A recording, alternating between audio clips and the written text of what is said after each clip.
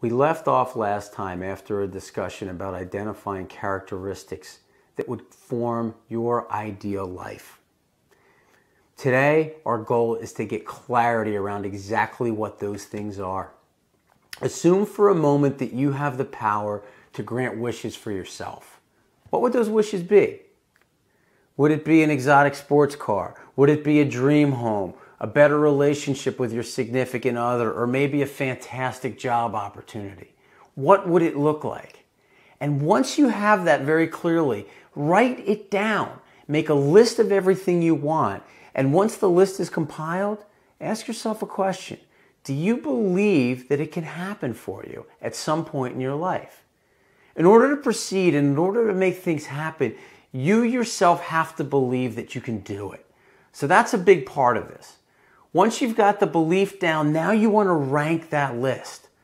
Simply write them in the order in which you would want them to happen. And then the question you have to ask from there, once you've got your ranking, which one of these items am I truly committed to bringing into my life? In other words, you are going to change your life in order to make these things happen. And at this point, the nice to have items are simply going to fall away. And so an example of what this would look like in your world potentially could be looking at two different items. The first one is a 40-foot fishing boat, which you've always wanted since you were a small child. And you examine that one, and then you look at another item on your list, which is to be a better father to your 12-year-old son.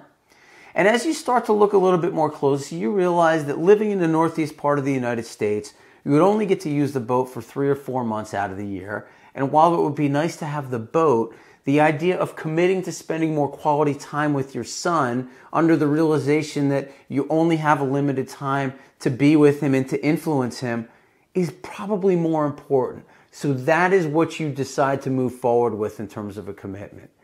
So the bottom line with all of this is you have to get very, very clear and you have to make the commitment to make it all happen.